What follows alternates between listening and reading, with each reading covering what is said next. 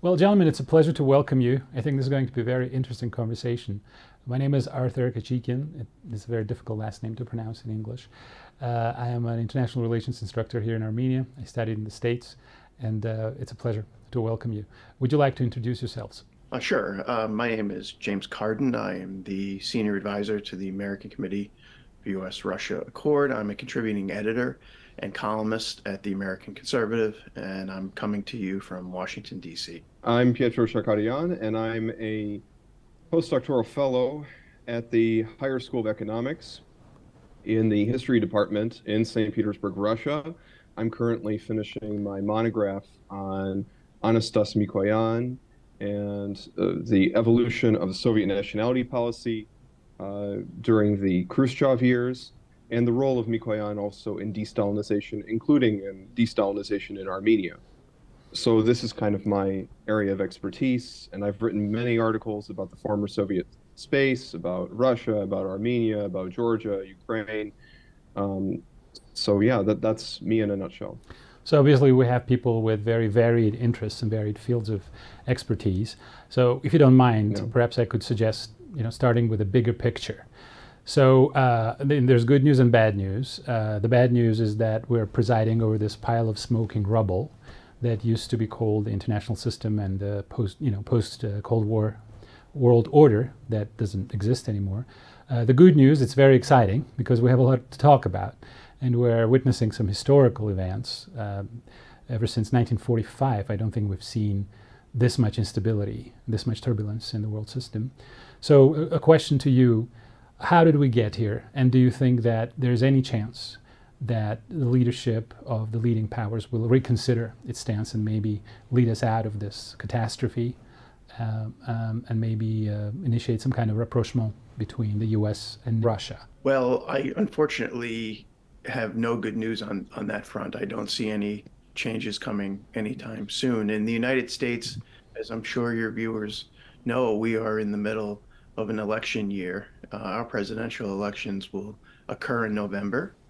And what you see really is, despite some rhetoric from the leading Republican candidate, former President Trump, there's really very little appetite in Washington among the two parties. We call it the Uniparty or the War Party in Washington, for any sort of real change. So I think the bad news is that there are very few people who really in Washington would even agree with the premise of your question. I certainly agree with it, that the international rules-based order that had been propped up by the West during the Cold War and then extended 30 years after the end of the Cold War with disastrous results.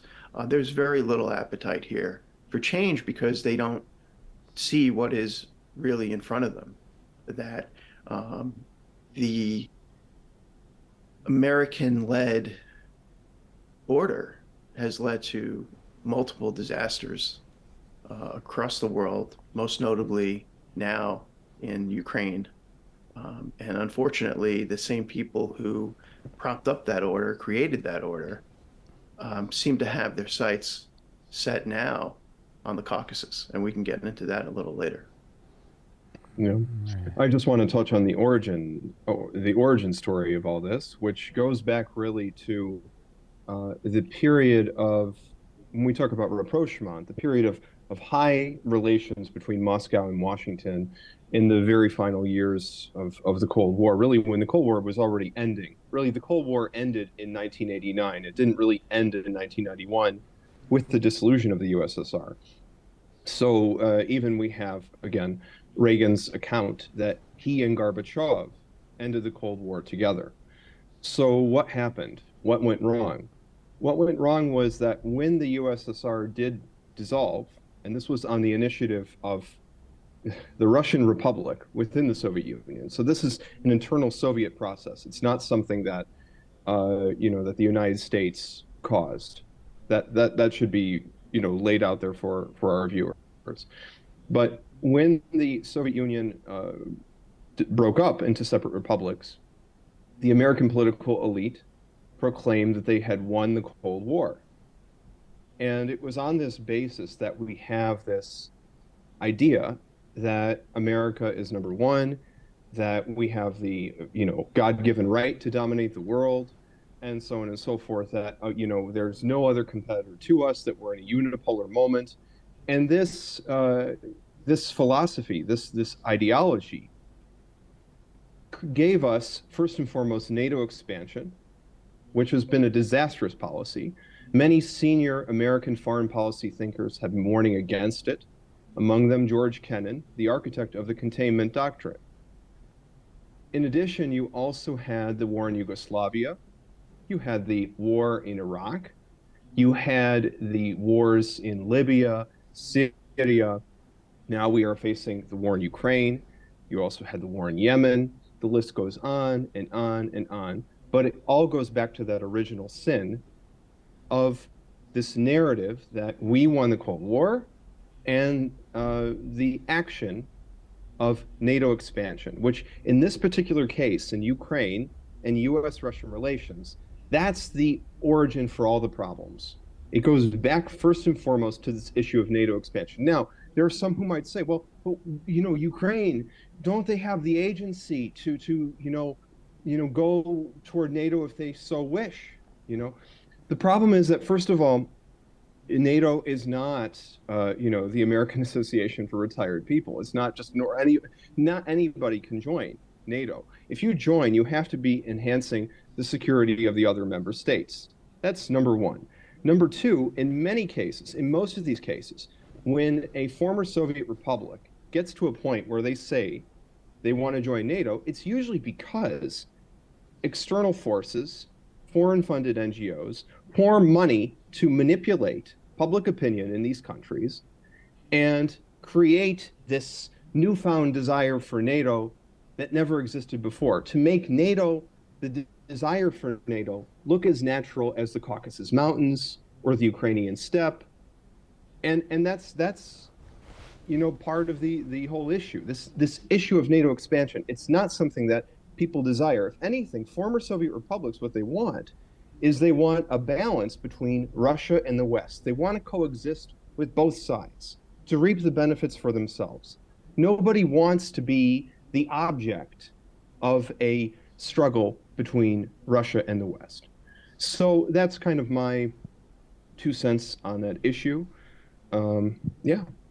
I think you're pointing out something that I talked about many years ago back at Stanford when they were discussing NATO expansion, when I wrote in a very brief student-authored article that if this expansion takes place without considering Russia's interests, it will lead to a war in eastern Ukraine, in the Caucasus. I wrote this in '97, I believe. So sadly, it came true.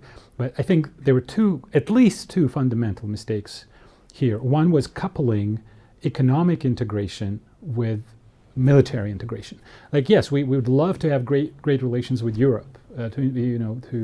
We share Western values, European values, would like to trade with Europe, would like to visit Europe. But was it necessary to couple economic integration and EU membership with NATO membership? And number two, the second tragic mistake was forcing some republics, notably Ukraine and Georgia and now Armenia, to choose between this thesis, either the West or Russia. So abandoning this whole idea of a common European home that Gorbachev spoke about, collective security system, and basically rejecting everything we know about the international system. You cannot have stability when you divide the world into several parts and you corner one of the great powers. It has never worked. So those were was it necessary to couple economic and military integration? And was it necessary to force these republics to choose? Because now we have an example, for example, Georgia, an example of Georgia where the leadership is refusing to become a pawn in this game and saying we're going to have a stable relationship with Russia and we want a great relationship with Europe and we want to be a member of the European Union. It seems to be working. This is what Armenia used to do prior to 2018 and Ukraine tried to do prior to 2014. So those are my 2 points. And James, I don't want to forget you, so if you'd like to jump in, go right ahead. Well, sure. The first thing I would just say is that Pietro is exactly right with regard to the original sin.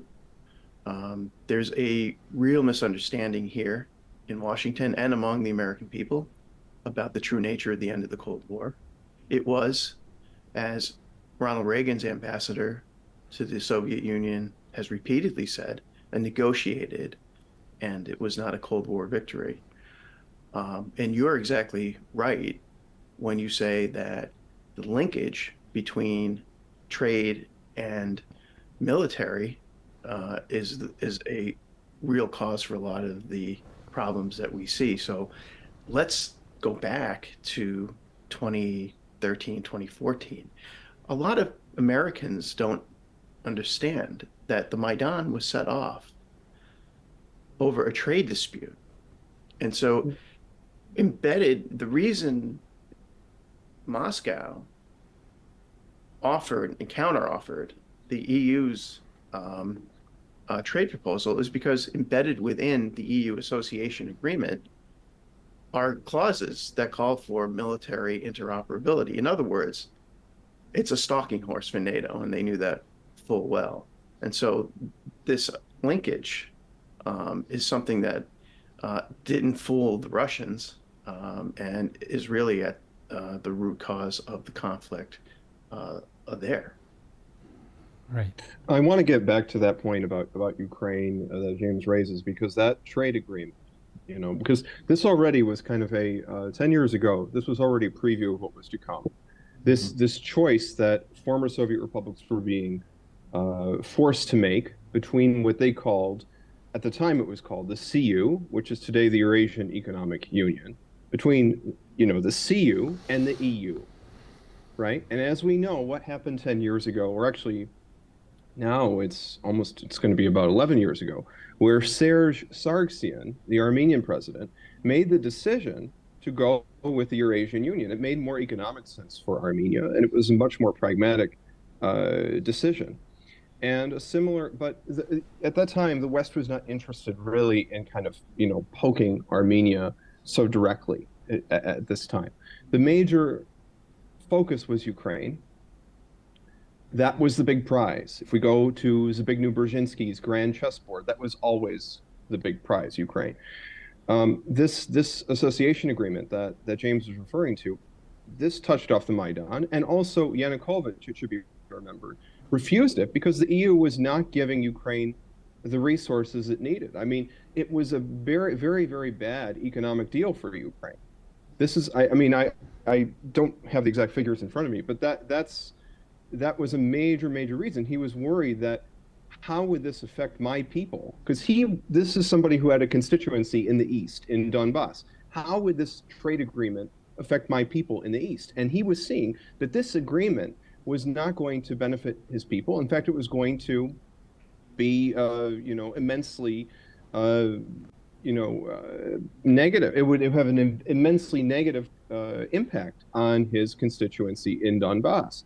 And this also, I should note, helped create the circumstances for the first war in Ukraine, the civil war that erupted in Donbass in 2014. But on some other points, I just want to highlight, it's important to distinguish between American people and American elites. Many Americans, as James says, don't fully understand the context. They don't fully understand the way in which the Cold War ended, why Russia and the West are in this conflict now, and so on and so forth. But I also know, and it's a fact, that most Americans don't want these forever wars. This is proven in poll after poll after poll. Most Americans don't want a war in Ukraine. Most Americans don't want to be involved in a war in the Caucasus. Most Americans don't want to be involved in any more wars, I can absolutely assure you, any more wars in the Middle East, right? So this is something else that needs to be taken into account, how the elites have become more and more and more disconnected from the people. This is something else that when we talk about the adoption of this American unipolar ideology, this also kind of coincided with this idea that, if we won the Cold War and we're the greatest country, we can kind of go on autopilot and we don't even need to concern ourselves with domestic reform. We can just focus on our, international, imperial adventures, and we don't need to focus on the American people. And what this has actually created has been a process of de-democratization within the United States itself. This is important for especially for Armenians to understand what the actual political reality is in America. That big money, corporations, the military-industrial complex, they have influenced very negatively the political processes of the United States to the point that representative government in America, in the world's first modern republic, is now under serious question because of what has happened. So that's the other thing I also want to put out. And as regards to Georgia, now being very pragmatic, what's also ironic about this is that when Bidzina Ivanishvili, who was the Georgian billionaire who was running for office against Saakashvili over 10 years ago, he framed his approach toward Russia as being kind of his Armenia way. If you remember this, the idea that Georgia should look to Serge Sargsyan's approach toward Russia, and that they should kind of emulate that we should have a balanced policy between East and West to the benefit of Georgia. So to make a policy that would actually be pro-Georgia, not pro-Western, not pro-Russian, pro-Georgia. And that's what, Serge was trying to kind of, do in Armenia at the same time, to have a policy that was fundamentally pro-Armenian. Thank you. Go ahead, James, go ahead. I think it's very important to emphasize the following, given that, Pietro and I are both Americans, and I want to be very clear to your audience, and I've been to your country and I respect it immensely. American elites don't care about the American people, and they certainly do not care about you. And all you have to do to see the proof of that is to go back and look at all the promises that they made to the Ukrainian people in 2013, 2014. They were going to have a happy future away from Russia, in Europe, in NATO, and we were going to do everything possible to assure that. That is not happening. Their country lies in total ruin. And that's what the famous American political scientist John Mearsheimer calls the Primrose Path. Kiev was led down the Primrose Path by American elites who do not lose a wink of sleep at night over all the destruction that they cause. So my message to your viewers would be to be very, very careful when you encounter visiting European and American diplomats promising you the world, because all you have to do is look at what happened to Georgia in 2008 and Ukraine between 2014 and right now. And unfortunately, that's the roadmap. That's the choice. So I would be very skeptical of any promises that you hear coming out of Washington and Brussels for your own sake. And this pains me. As an American, I worked very briefly at the U.S. State Department. I think a lot of the career people there do have really good intentions, but unfortunately, the political rot is so deep in this country that there is just ample cause to be skeptical when you hear people from the West promising you a happy future, because usually it doesn't work out. Yeah, I completely want to second what James has said. As an American patriot, as somebody who values himself I'm somebody as an American of Armenian origin. I've always seen kind of my position as being somebody who could act as a bridge, because Armenia has this very special historical relationship with Russia.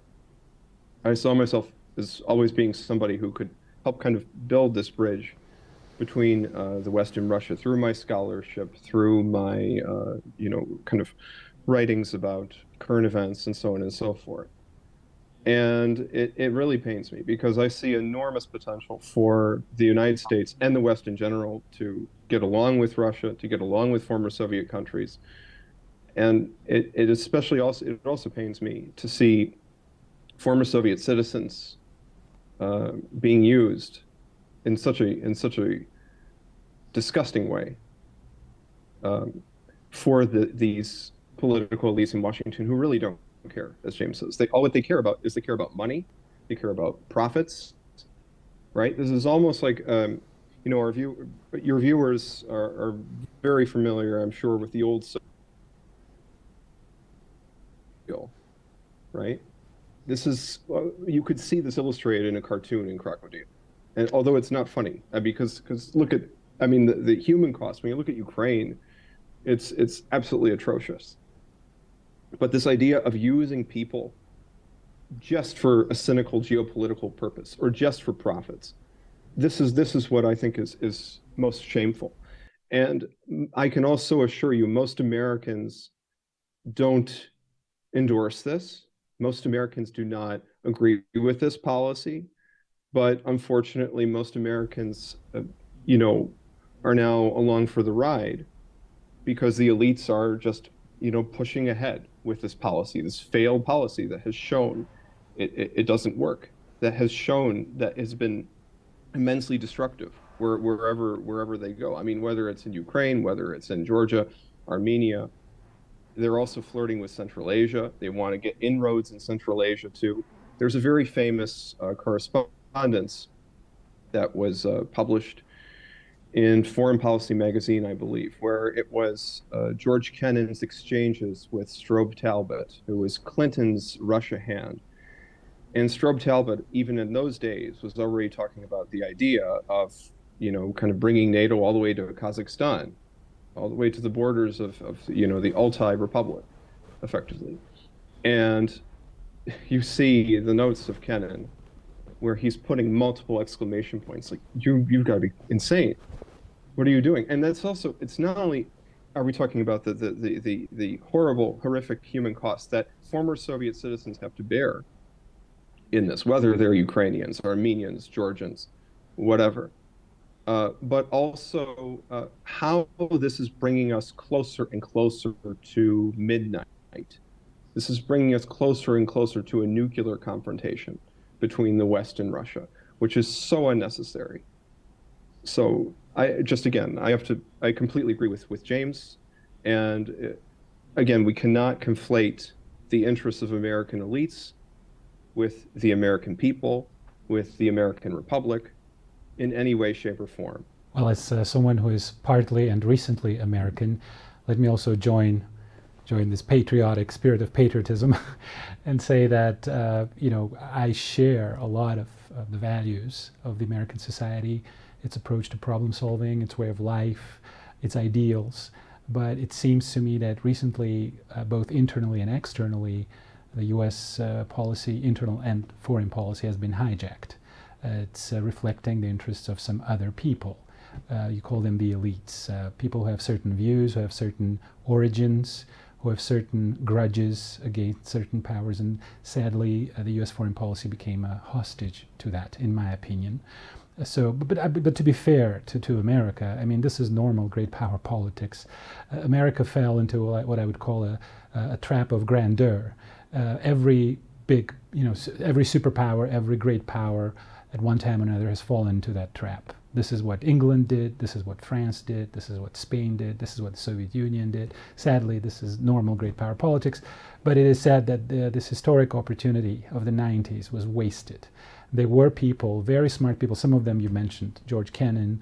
There was James Baker, an American aristocrat, an amazing man, who was being very, very reserved, very careful, very thoughtful about the future of the world system, but some other views prevailed. And sadly, I think the U.S. foreign policy became a hostage to lobbyists, ethnic lobbies, and people at certain historic predilections or feelings towards Russia.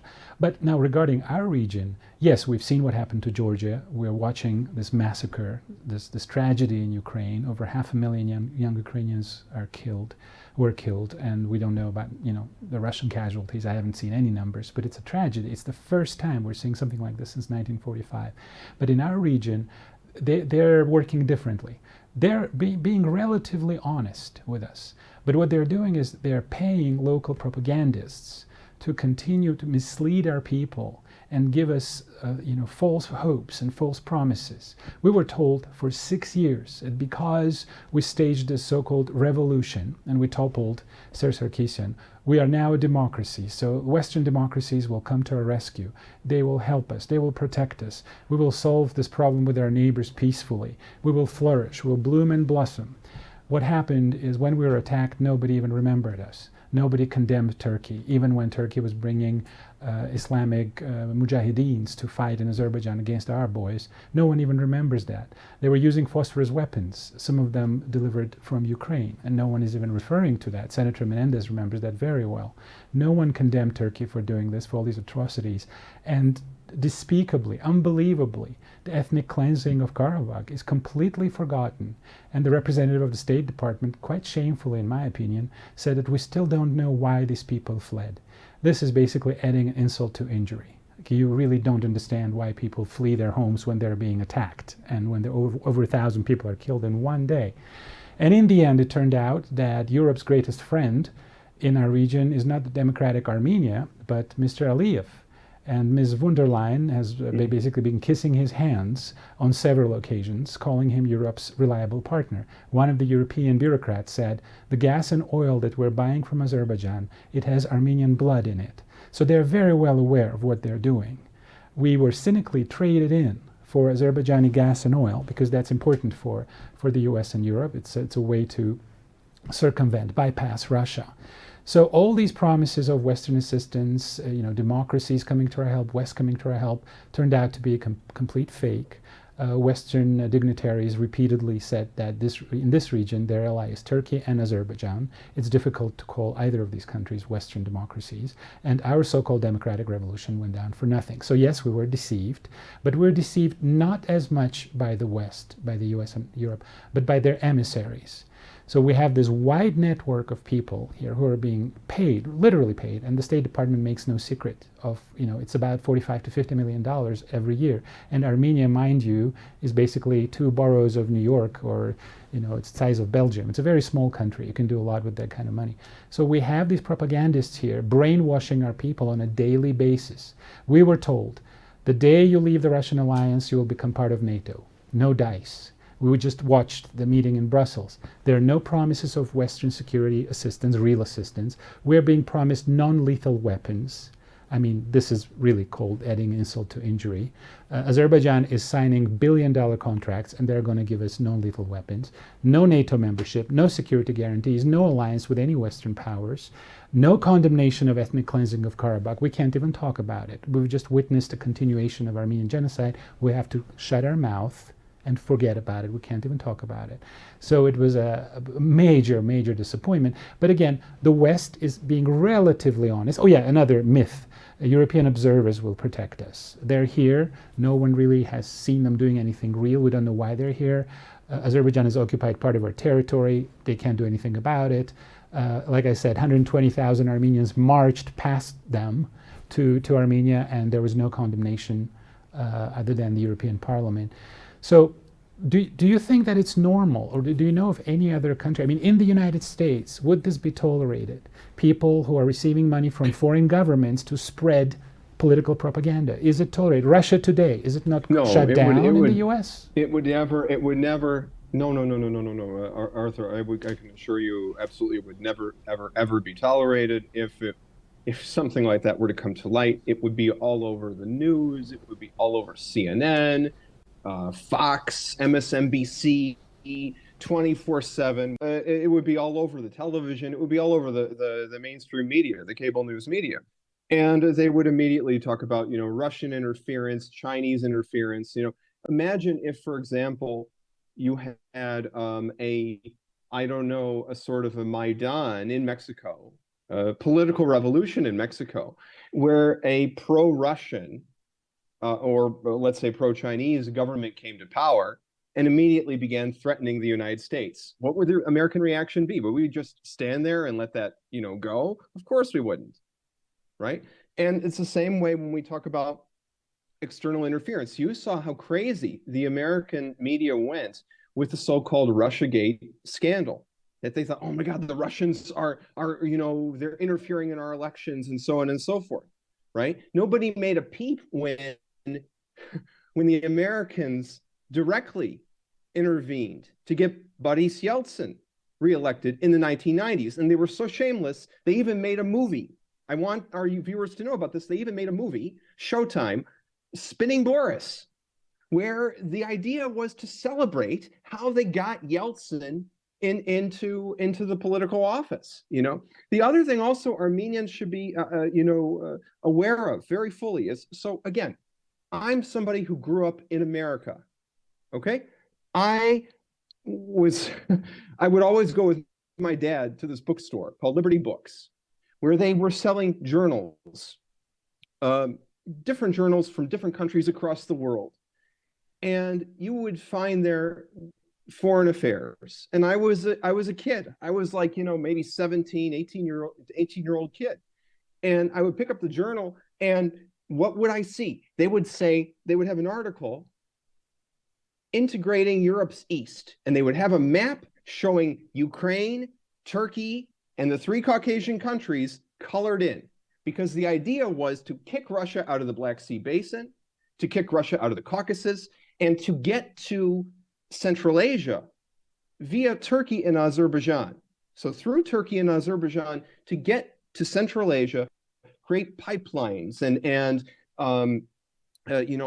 corridors of political influence deep into the former Soviet republics in Central Asia. This was openly written about. So if anybody in Armenia really believes that the West is actually going to, come and save the day, they should go back and they should look at these journals. These were plans. What we're seeing right now unfolding in the Caucasus with Armenia, with Georgia, what we're seeing unfolding in Ukraine, in the Black Sea Basin in general. These were the plans of the American War Party going back several years. This is the same American War Party that President Eisenhower warned against in his farewell address. Armenians should look that up. They should, if they really love America and they really want to know more about America, they should know more about the American history. They should look up President Dwight D. Eisenhower's address about the military-industrial complex of the United States, because this is what is driving this. And it's the defense lobbies, it's the oil lobby. Lobbies have an inordinate influence over the American political system, more so than any other country in the world. John Mearsheimer has written about this in relation to the Israeli lobby in America, but it's not only the Israel lobby, it's also, like I said, the defense lobby, the oil lobby. All these interests, the big money in the American politics is driving the foreign policy. This is not reflecting the deep desires of the American people. This is not reflecting the altruistic, spread of American democracy. In fact, America is not only in this policy, is not only creating the circumstances for its own de-democratization, but also de-democratization in the places where it claims that it wants to promote democracy. In Ukraine, in Armenia, in Georgia, even in Russia itself. The effort to spread, and we can also look at the history of the Soviet Union. When you look at something like Khrushchev's thaw or Mikhail Gorbachev's glasnost and perestroika, this was an endogenous process that they were coming to organization on their own. They didn't need the helping hand of the United States or the UK or any Western power to lead them out of darkness toward democracy. They are thinking human beings with immense potential who are more than capable of doing it themselves. I think that's my 2 cents. Yeah. I think that the Armenians should also keep an eye on something else. And this touches upon what Pietro was just talking about with regard to powerful lobbies within the United States. In my view of things, the ethnic cleansing that took place in the fall of last year by Azerbaijan, to my way of thinking, they had a co-conspirator. And that co-conspirator was Israel. Israel provided them with the weapons. And in the United States, Israel calls the shots on foreign policy. So in their role in helping Azerbaijan and what in their activities within Azerbaijan is something that a lot of people don't talk about and don't recognize here. But that is another issue that I think that people really should keep their eye on, because the power of the Israel lobby in Washington, and it's not just them, the Gulf state Sunni tyrannies have enormous lobbies and power here as well. But that poses a real danger to the national security interests of the United States, and something that they should also keep their eye on. And also, I want to chime in. I also want to chime in on that too. That when we talk about this issue with the Israeli lobby, I mean, it's something that if we look at, for example, what's happening now in Gaza, we can see certain parallels between that and certain parallels between what happened in Artsakh. The idea of pushing people to the point of desperation. We have to look at, so it wasn't just that Azerbaijan pushed the Armenians out of Artsakh, it was also that for months before then, they were subjecting these people to a blockade. Right now we see a much, more violent version of that with many more casualties and a much larger population in Gaza. But some of these methods we can see were already kind of being tried out, so to speak, in the Artsakh case. So yeah, I mean, but again, as James was saying, as I'm saying now, the undue influence of political lobbies on the American political system it's corrosive to the American political system. But it's also something that our observers abroad, including in Armenia, should be very, very well aware of. That this is not just like, this is something that really is, if they're coming to you with cookies, as Victoria Nuland did in Kiev in 2014, be very, skeptical and very cautious towards something like that. Well, they already came to us with cookies, except they gave their cookies to local media channels and YouTube channels, Radio Liberty being one of them, and some others. Those are the ones who created Little Maidan here in 2018 when we took to the streets. So a few points regarding lobbyism. Do you think then that it was really fair to criticize the previous Armenian regime for being corrupt, when we see such examples of pretty much legalized corruption in other countries, where the military-industrial complex and ethnic lobbies are literally bribing politicians to make certain decisions? I mean, it doesn't seem to be very fair. Regarding, I want to jump in. Okay, do jump in, please. I want to jump in on this, because I just want to say that absolutely I agree with you, Arthur, because I tell this to Armenians all the time. Armenians were saying how corrupt Serge was. Also, anti-corruption, we should also understand, is a line that's used by these kind of, liberal, neoliberal NGO types in former Soviet countries and Eastern European countries as a way of kind of undermining the pre-existing regime, whether it's in Armenia, it also is in, you see the case with Sandu in Moldova, in many other countries. There is this, they always fall back on the, criticism of corruption. They don't even criticize, let's say, maybe, the socioeconomic inequalities. They always focus on this issue of corruption. Well, if you go to the United States, you don't even have to look at the national corruption with the influence of the lobbies. That's one thing. Go to Chicago. Go to LA. So Arthur, LA, right? California. Yeah. Go to New York. Look at these political machines in our major cities in America. Look at Cleveland, Ohio. Look at Pittsburgh. Look at Philadelphia. These cities, Boston. These cities have democratic political machines. All right. I hate to disrupt the idyllic image of American politics for certain viewers in the audience, but this is the reality. We have corruption in America. You know, and the American system constantly is a process. It should also be properly maybe called the American experiment, because it's constantly being, evolved and perfected over time. It's not just like something that like came out and was perfect. I mean, America even fought a civil war, and it's still evolving. We still have many problems. So the idea that we're perfectly evolved and that we can just take our system ready-made and bring it to Armenia, just like how they were saying that they could bring it to Iraq, it's absolute lunacy. I mean, I think that should definitely be, made very clear for our viewers. They should be completely see through this. James?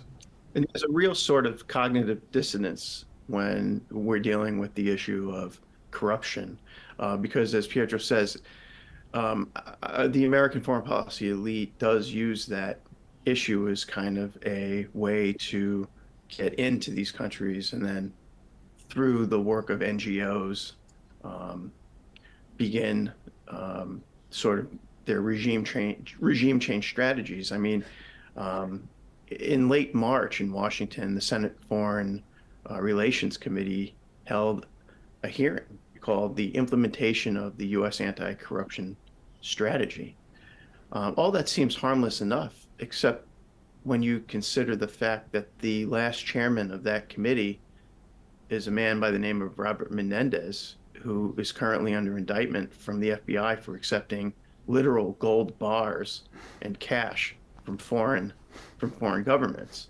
So when you hear Americans talk about, anti-corruption and, we always have the right solution and the answer to these things, again, skepticism is in real order, especially on that count. Right. Also, I want to chime in about, lobbies. So we talk about, James and I just touched on the issue of the Israeli lobby. But again, like I also mentioned, there's also the oil lobby, big oil, which played no small role in the atrocity of Iraq, and the military-industrial complex, the defense lobby, the weapons lobby. Okay, so think about how much of a killing they're making off Ukrainians. I mean, they're very transparent about it. You hear Lindsey Graham, the famous senator Lindsey Graham, talking about how this is the best deal we've ever made, to use Ukrainians to kill Russians. The best money ever spent. Best money ever spent. That's how they talk about it. That's how they talk about. So when they fly the Ukrainian flag and they make it sound like as if they care that Ukrainian lives matter, which they do. In reality, they don't really regard them as much. But when we talk about lobbies, it's important to also emphasize that there are many people who are talking about, especially in the aftermath of these recent events in Artsakh, and you even heard this even in the Russian media when they talked about, some people were talking about the Armenian lobby. Let me tell you, the Armenian lobby, ANCA, other guys, they don't hold a candle to the forces who right now are backing Mr. Aliyev, who want to push Russia out of the Caucasus, who want to wreck Armenia, who want to wreck Georgia, who are now turning Ukraine into a vast, battlefield. These people, absolutely, the Armenian lobby is not influential at all compared to, like I said, defense lobby, big oil, the Israeli lobby. If you look at all these lobbies together, I mean, they're all supporting Ilham Aliyev's Azerbaijan versus ANCA. And think about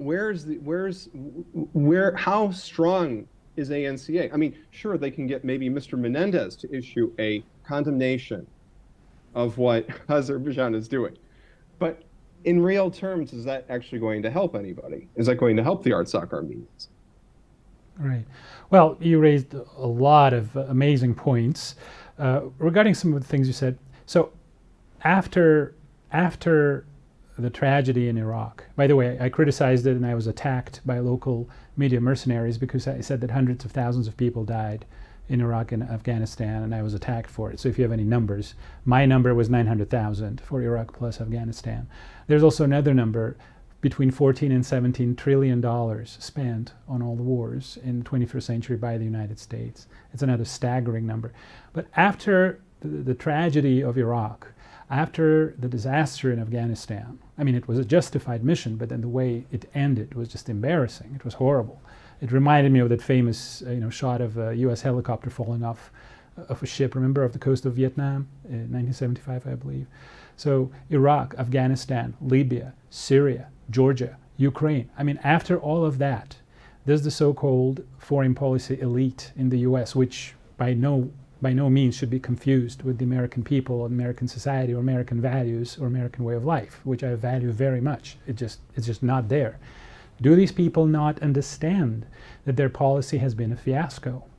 Regarding some of the other points you raised, double standards, when Mr. Navalny had a bad stomach or was allegedly poisoned in Russia, it was on CNN, BBC, and Deutsche Welle and Reuters every 5 seconds for days and weeks. When Armenian students were beaten up and rounded up from universities by the so-called velvet democratic regime, no one spoke about it.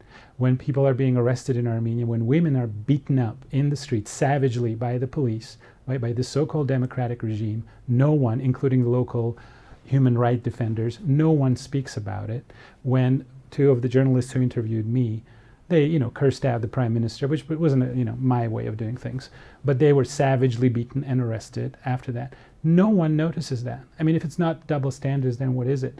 About the role of the Israeli lobby, I mean, what we're seeing now is internationally recognized as genocide. The United Nations rapporteur said that this is genocide, and most nations of the world recognize it as such. We're talking about over 35,000 civilian deaths, over 14,000 children killed, mothers killed, doctors savagely killed in hospitals. We're now seeing mass graves next to hospitals. I mean, this is despicable. And, I will probably be shot for saying this, but with all the cruelty that was committed in Karabakh, Azeris did not go this far. They did not do this much. I mean, this is just unspeakable. You can't even speak about this. But so where does it go? Do these people understand that this is not the right way of conducting foreign policy? You can't just export your way of thinking, this messianic ideas that we have the right answer, this basically liberal Bolshevism, this is liberal Bolshevism. I mean, this is what Trotsky would do or what Napoleon would do. I mean, we have the answer to everything. We're going to force the whole world to accept our idea. Do you think that this is going to change? And related to that, what will be the end game in Ukraine? I mean, we're looking at months, if not years, of a military conflict. I don't see this ending soon. Even if the military phase is over, this confrontation, Cold War style confrontation, will probably continue for years, if not decades. So those two questions, I mean, do they understand they made many mistakes? And number two, are they going to change the way they manage things? I have bad news on both fronts. That's not good. Not good. The answers are no. They don't recognize that they've made any mistakes, and there's no change on the horizon. With regard to the numbers that you cited with Iraq, they're exactly correct. The Brown University's Cost of War project estimates that 940,000 people died in the post-9/11 wars due to direct violence, and another 3.8 million people have died indirectly in the war zones as a result of our post-9/11 wars. You would think if we were ruled by a sane or even somewhat ethical foreign policy elite, that there would be some rethinking in the works. But there's very little evidence of that here in Washington, I'm afraid to report. Wow. I just want to say that one of the for many Americans in 2008, President Obama was running for election. For many people, this was a sign of hope. So I mean, it's not. completely exaggerated when Obama was campaigning and he had the posters that said hope and change, right? Because you have to think of where the country was at that time, where the United States was at. People were tired of the war in Iraq.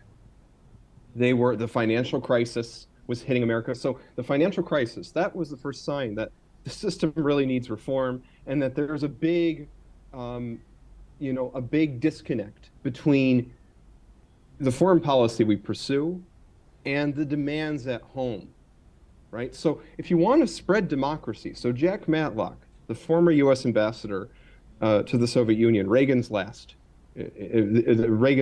to the Soviet Union. He's a great guy, love him. Famously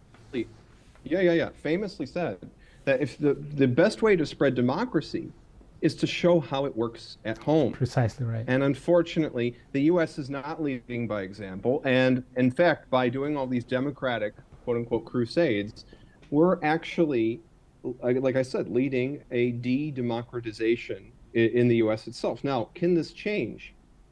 What makes my assessment more hopeful than James's assessment is the fact that I can say this as a historian, that the one constant in history is that everything changes. Nothing stays the same. It could be change for the better, could be change for the worse. We don't know exactly, how things are going to unfold.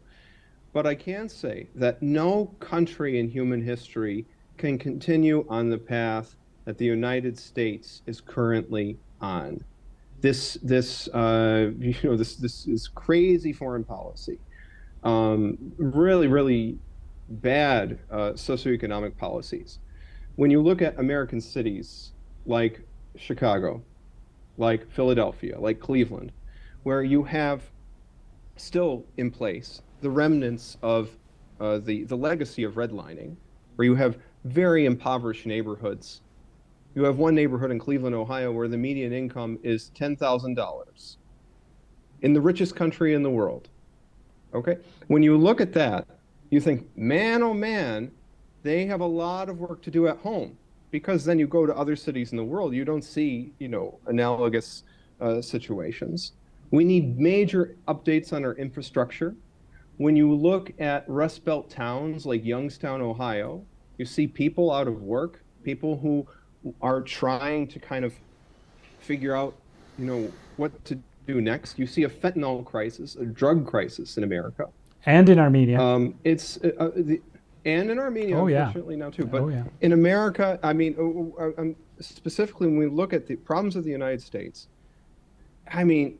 America really needs a come home moment. And it probably eventually will happen. I don't know when, I can't say when, but it eventually will have to happen.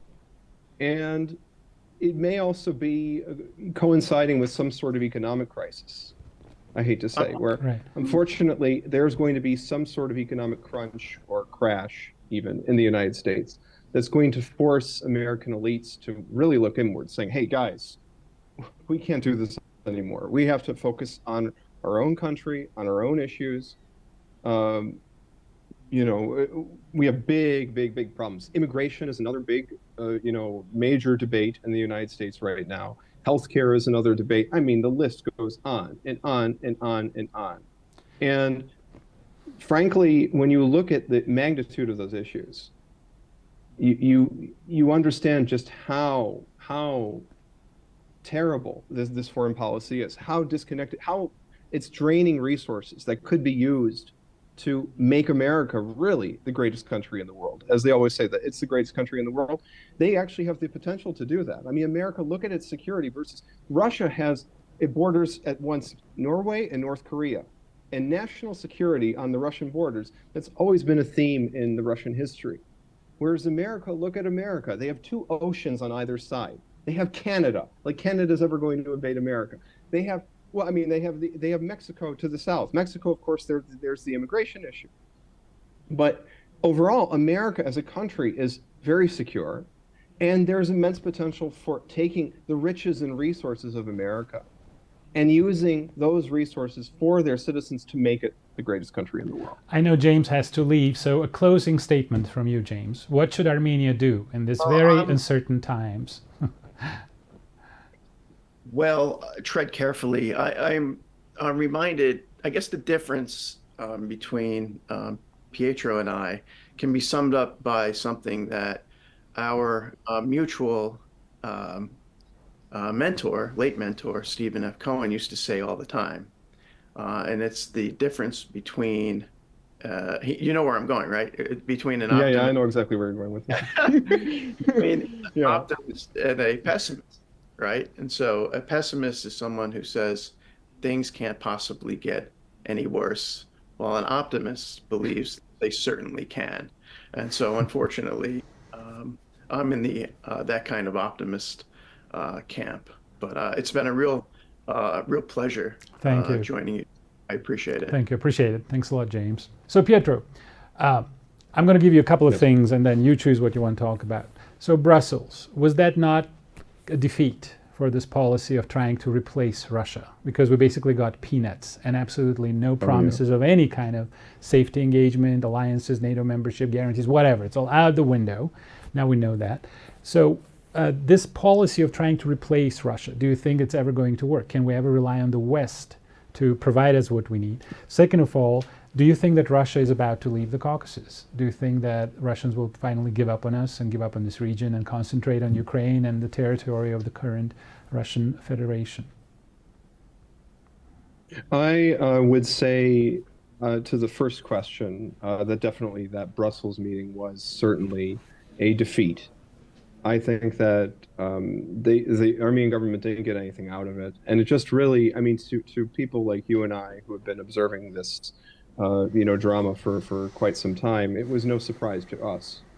But to many others, I think, unfortunately, it was a surprise. But I can tell you that it was a defeat. The Europeans are not going to come to the rescue of the Armenians. If you really want to, if you really want to kind of, go back into the history on that, you should check out the book, The Lions of Marash. Okay, look at the French in Khachikian. Oh, we know this. Yeah. The French in Khachikian. I mean, well, you know this. I know this. We know the history of also the First Republic. Oh yeah. It would behoove the Armenian government to look at the Armenian national history because it provides some very important lessons. Okay, so look at Khachikian. Look at what happened there. Look at what happened in Artsakh. So what happened in Artsakh? That Andranik was about to take Artsakh famously. And the English, what did they do? They stopped him and they said, no. At the Paris Peace Conference, we'll resolve this issue in favor of you. Just go back to Sunik and everything will be okay. No, that's really not how it worked out. As a matter of fact, that created the circumstances for why, as the historian Arsen Saparov will tell you, that created the circumstances for why, in the end, the Soviet Union ended up making Artsakh part of Azerbaijan with the concession of local autonomy. Now, of course, there's much more I can say about that, but it goes back to that original decision by the British interventionists to put Artsakh within under the administration of Musavatist Azerbaijan. So think, in those cases, and also the Wilsonian Armenia, did that ever materialize? The idea, did the Americans come to the rescue in Armenia and create a American mandate in Armenia? No, this never happened. And also, the other question maybe we should ask is, would that even be preferable for Armenia to end up like, let's say, the Philippines in the end? But in any case, the West is not going to come on a white horse. I remember during the worst days of the 2020 war in Artsakh, I was talking to another Armenian friend, and he was telling me that, we shouldn't rely on Russia and Iran. Russia and Iran will never help us. They're unreliable. Any day now, Macron will recognize Artsakh as an independent state. I remember any day that. now. Any I remember day now. that. And literally just what happened. The next day, or the next 2 days later, we heard the news that Azerbaijan had taken Shushi. And then we all of a sudden get the surprise of the November agreement, that all these stories that Artsrun Hovhannisyan was telling the Armenian people turned out to be complete fiction. And at the end of the day, no, the West will not come. And as for these so-called European monitors on the border with Armenia and Azerbaijan, they're completely useless. Absolutely completely useless. And it's also quite interesting, why did the Armenian government opt to go for CSTO and not appeal directly to Russia when in 2022 there were these border clashes? That's another question, but it's something, it's food for thought for our viewers. As for Russia leaving the Caucasus, I don't think Russia is leaving the Caucasus. Russia, we can say maybe, and this also goes to what Sergei Markidonov recently wrote, maybe we can talk about a strategic withdrawal from certain parts of the Caucasus, which implies maybe they could even return to certain parts of the Caucasus that they're leaving from. But it does not mean that they're keep taking their eye off this region, that they're going to neglect this region. No, every part of the former Soviet Union, however small, is important to the Russians. Now, Ukraine, of course, to Russia, this is a priority. It is the priority. But if we look at something like Moldova, Moldova is very similar to Armenia. It's a poor former Soviet republic with very little resources, no oil. But at the end of the day, the Russians still care about it. Look at how much the Russian media talks about Sandu. The Russians are very concerned with developments in Moldova. And frankly, they're even very concerned with developments in Armenia. The fact that Channel 1 does an entire program, entire expose on the Armenian government, means that they care about what happens in Armenia. Now, the current government might not agree with their assessments, let's say, but the point is, it's a reflection of the fact that they care. And they're not going to leave the Caucasus. They're going to fight. And now, of course, there are more challenges in the region. They're faced with the West, with Turkey, with Israel in the region. But this is why exactly Russia has opted to work with Iran to help preserve its influence in the region. The Russian-Iranian strategic alliance is the most important development in the Caucasus. There are some Armenian commentators I know who like to decouple Iran and Russia, but you can't do that because in truth, these two powers are working very closely, and this closeness is further enhanced by the membership of Iran in BRICS, by the fact that both nations are sanctioned, by the fact that they're both working closely with China. So that Russian-Iranian alliance is going to be very important for the future of the Caucasus going forward. And Russia, no, will not leave. And Russia, in fact, will, I think in the end, send the message to the West that it is here to stay. The West may try to, change the circumstances, but the West does not have the resources to sustain in the long term a influence. It's overstretched. There's imperial overreach going on. Yeah, that for sure. That for sure. In the meanwhile, what we're taught here by the local propagandists is precisely the opposite: that Russia is our enemy. Russia is the source of all of our problems. Russia was responsible for the war. Russia organized the genocide of Armenians in 1915. Can you believe it? There are people who are saying this, that Russia is responsible for the genocide of 1915. There's literally nothing these people will not do for money. They'll probably sell their own children for money. But I'm a little bit confused. This is what they're told. Arthur, they're telling us, yeah. Yeah. But I'm a little bit confused because I'm also hearing from certain channels in Armenia now that even you hear some of these same exact individuals now even questioning, certain elements of the Armenian genocide. Oh yeah. They're saying, give us the list of names. At one point, they're give us the list of names, but on the other point, they're also saying, well, Russia had a hand, which is completely ridiculous, right? I mean, so it's almost like schizophrenic. I mean, it's like they don't even know which end is up. I mean, they're completely confused. They only know one thing: where to get their grants. They only one thing they care about: how to get more dollars and euros. They are telling us to forget the genocide. They're telling us to forget Mount Ararat. They're telling us to turn our back on our history. They're saying that we should lie on the ground and let Turkey and Azerbaijan roll over us because that's patriotism, and the source of all of our problems is Russia. This is a schizophrenic, completely sold out propaganda that's being pursued here on a daily basis, like literally every day on Facebook, on Instagram. It's even picked up by some of the more official channels like Channel 1, Radio Liberty, CivilNet. They are just going all out. There was an interview on CivilNet, I can't find words for it, saying that Turkey will be the guarantor of Armenian security. Turkey, that just killed 5,000 Armenian soldiers, will be the guarantor of our security. They allowed somebody to say this. I just have no words for it. I understand when Turkey and Azerbaijan want to finish us off. I understand. I mean, they're being straightforward about it. They're enemy, so it's understandable. I understand when the West is trying to use us to push Russia and Iran out of the region. That's also understandable. But what I cannot accept is local Armenians, people of Armenian nationality, selling out their hearts and souls and their minds to foreign grants and doing this kind of propaganda and brainwashing our people. But there's a more immediate issue now, is that they're in the process of surrendering 2 villages in the north to Azerbaijan. I'm sure you're following. I was just there a couple of days ago. So this is really unimaginable. So after these 2 villages, by the way, the inhabitants of those villages stormed out of a meeting with this guy crying, saying this is terrible. He said, there's nothing I can do. You got to give it up. And even after that, there's no guarantee for your security. No one can guarantee your security. You're just going to give it up.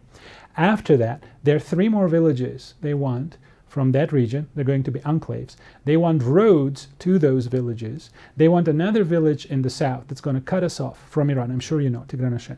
Then they want roads to that village. Then, this is not over yet. Listen. So then they want another 10 to 11 villages from Vartinis region near Sevan. This is coming from many different sources. Of course, this is Armenia, so you can never confirm anything for sure. Then they want some villages from Sunik. And then they're building these roads that are connecting Azerbaijan to Nakhichevan. Turkey and Azerbaijan already built their roads and railways to that little stretch of Armenian land. So just waiting for that to open. And apparently our side is putting asphalt on those roads, so making it more comfortable for them to go through our territory. So all of these questions, like at what point do we stop surrendering? At what point does our capitulation stop? One of their propagandists even used the word honorable. He said, what we got to do, and this was a man saying that. He said, what we got to do is an honorable capitulation. So just basically, lie down and let them enjoy. That's what they're suggesting. Well, there are 2 things. There are 2 things I want to say. So when you say, when does this going to end? Right? When is it going to end? When we look back at, again, I love, as a historian, I love going deep into the history, right? You probably are familiar with Karimian Hayrik's Iron Ladle speech. Very much so, right? Yes. The idea Armenians at some point have to rely on themselves. We got to dig him up. I mean, so when does this end? When the Armenian people say enough's enough, right? We're already seeing the beginnings of that, but it has to be decisive. That it has to get to a point where enough's enough. We're not going to take this anymore. We're not going to take you selling off our homeland on behalf of foreign powers. No, we're not going to. We're simply not going to tolerate this, absolutely anymore. So it comes down first and foremost to the Armenian people, saying that. Armenian people went to a jazz concert yesterday, just so you know. Well, right. But the other thing also to take into account is that when people say, well, look, if we just give Azerbaijan everything they want, then this will stop. Well, no, it's actually been proven time and time again that this will not happen. For many years, there have been, not many, but there have been a minority of Armenian specialists, people like Gerard Liberidian, who have been saying that, well, if we give Azerbaijanis what they want, then in the end, they'll stop attacking and so on and so forth. But now what we see, especially with this current regime in Azerbaijan, in Baku, Mr. Aliyev, they are pressing their advantage. They're even opening a TV station. I was about to mention of Western Azerbaijan. They're claiming the entirety. They're claiming the entirety of the Armenian Republic. And the thing is, it's similar to kind of Hitler and Czechoslovakia.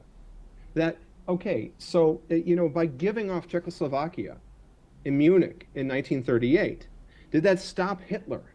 No, it didn't stop Hitler. It was appeasement. And that's exactly what the current that's exactly what those who are advocating this position are saying when they say we should just give everything to Azerbaijan. It's appeasement. It's not peace. It's not honorable, surrender or capitulation or anything like that. No. This is what we call appeasement. This is classical appeasement in the historical sense. And that's the great, unfortunate, that's the great unfortunate circumstance of all this. That this is what these forces are trying to sell to the Armenian people appeasement, not honorable peace, not honorable surrender, nothing like that. There's nothing honorable about this. When you have the regime in Baku making fun of the Armenian people, when you have the regime in Baku, chanting the name of the prime minister, I don't see this as being evidence of a successful policy. And I think at the end of the day, it ends when the Armenian people want it to end. I've been citing the example of Munich and appeasement for years, saying that he's not going to stop.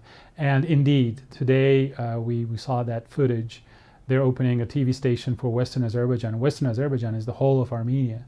So just like Hitler started with Sudetenland and then he swallowed up the rest of Czechoslovakia, that's exactly what this guy is planning to do, except it's not just one Hitler for us. There are two countries. I mean, I'm not comparing them to Hitler, but they are like on both sides. So it's very, very easy for us. We're like a sandwich in their mouth. All they have to do is chew us up and swallow. Yeah, absolutely. So yeah, for some reason, they continue pursuing this policy. Do you really think that they represent Armenian interests here, or is there maybe a possibility of foreign influence on this regime? Because nothing they do is in our interests. We're continuing this descent into an abyss. I think they definitely are representing, non-Armenian interests. I think that they are representing, unfortunately, the interests of the American War Party at the end of the day, because their plan, what they're doing, what they're implementing, is exactly what the American War Party have been writing about for years. For years, people affiliated with, let's say, the American defense industry were saying that maybe the best solution to Karabakh would be a Serbian Krajina solution, which would mean that the people would just be kicked out. Well, this is already happening. And so really, the policies we're seeing are policies that too conveniently align with those of the American military-industrial complex and their interests in the Caucasus. And their interest is first and foremost to kick out the Russians and also to kick out the Iranians and even to use Azerbaijan as a kind of a platform to launch a war in Iran. So also you might be familiar with the scholar, quote unquote, Brenda Schaefer, who has basically, I mean, this is somebody who is affiliated with kind of, hardcore Israeli interests, who also is very vocally anti-Iran. So the interests that also are pushing the United States toward war in Iran are the same interests that also want to weaken Armenia, unfortunately. And that's what we're seeing in this scenario. And speaking of U.S. interests, once the Russians are gone, once Iran is prevented from entering the region, how much would we even mean for the United States? What interest would the U.S. have in this? No, we wouldn't mean anything. We wouldn't gain. We would just become. The idea was we would just become, a land bridge between Turkey and Azerbaijan. That would be the end of it. But it's also the matter that you have to think it's not only that they want to contain Iran from entering the Caucasus, or they want to prevent Iran from entering the Caucasus.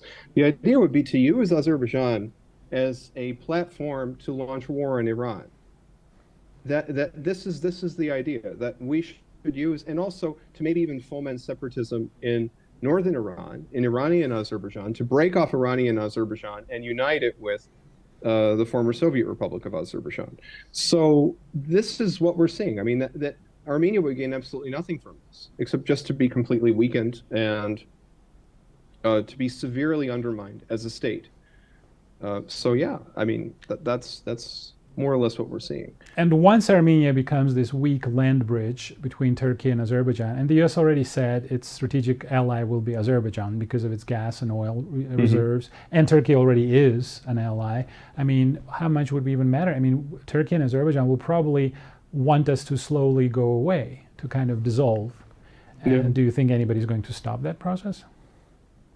No, and actually, what we would be seeing kind of a Western Armenianization of the Armenian Republic, or a Nakhichevanization of the Armenian Republic. In fact, actually, this is what many Armenians now, I mean, why actually I think Armenians should not forget Artsakh. They should not take Artsakh off the table, because once we accept this idea that Artsakh becomes a new Western Armenia or a new Nakhichevan, then, as Monty Melkonian famously said, we turn the page in our national history, right? Wow. We're in a very, very bad position now as it is, but this is why we cannot allow this process to advance. Armenia, in order to save it, the first and foremost, what Armenians have to do is they have to act. They have to say no.